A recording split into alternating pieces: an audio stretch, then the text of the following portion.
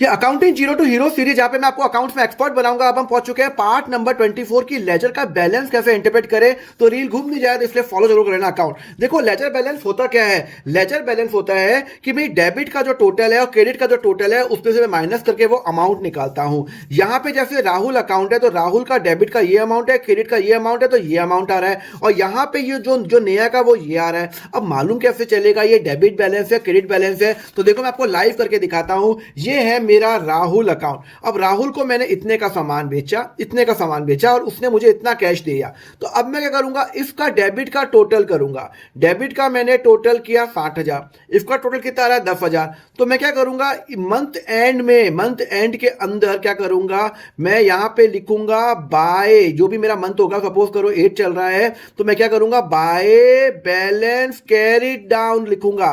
तो 40 प्लस 20 कितना हो जाता है 60, 60 माइनस 10 कितना हो जाता है 50,000। तो इसका मतलब है 50,000 रुपीज मुझे अभी भी राहुल से लेने हैं। अब ये डेबिट बैलेंस है क्रेडिट बैलेंस है। देखो डेबिट साइड में कितना आ रहा है 60, क्रेडिट साइड में कितना आ रहा है 10। तो मतलब डेबिट साइड 60 माइनस 10 50 से ज्यादा है। तो ये जो बैलेंस है आ क्रेडिट में रहा है, पर ये मेरा क्या है, मेरा डेबिट बैलेंस है। तो ध्यान रखना क्लोजिंग बैलेंस जहां पे भी आता है वो अगर क्रेडिट में आ रहा है तो मतलब वो डेबिट बैलेंस है, और अगर डेबिट में आ रहा है तो वो क्रेडिट बैलेंस है। तो यहां पे राहुल से मुझे 50,000 रुपए और लेने हैं, डेबिट बैलेंस है, बिकॉज डेबिट साइड ज्यादा आ रहा है तभी तो क्रेडिट में अमाउंट आया।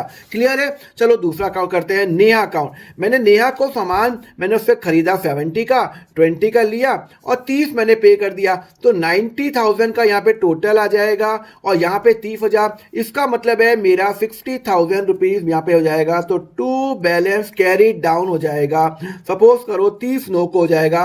तो 60,000 रुपीज मुझे नेहा को देने हैं। अब ये डेबिट है क्रेडिट है, बैलेंस कहां पे आ रहा है, डेबिट में आ रहा है। क्यों आ रहा है डेबिट में, बिकॉज क्रेडिट साइड मेरा ज्यादा है, 90 माइनस 30 60 ज्यादा है।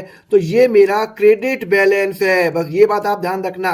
क्लोजिंग बैलेंस जहां पे भी आएगा वो मेरा क्या होगा, वो डिसाइड करेगा। अगर डेबिट में आ रहा है तो वो क्रेडिट बैलेंस, क्रेडिट में आएगा तो वो डेबिट बैलेंस। तो यहां पे मुझे नेहा को 60,000 रुपीज देने हैं, मतलब क्रेडिट बैलेंस है मेरे लिए, वो लायबिलिटी हो गई है। और ध्यान रखना यही जो क्रेडिट बैलेंस होता है ये जो होगा ये मेरे अगले महीने का ओपनिंग बैलेंस मेरा बन जाएगा, जो कि क्रेडिट के अंदर आएगा। क्लियर है, समझ में आया। अगर आपको समझ में आया तो मुझे बताओ, ये मयंक अकाउंट है तो यहां पे इसका बैलेंस क्या होगा, डेबिट बैलेंस होगा या क्रेडिट बैलेंस होगा, मुझे कमेंट करके बताओ इसका आंसर क्या होगा। अब नेक्स्ट लेक्चर में अपन समझेंगे कि लेजर का बैलेंस कहां जाएगा, profit and loss, trading account या फिर बैलेंस शीट पर। उसके लिए फॉलो करो अकाउंट फंडा।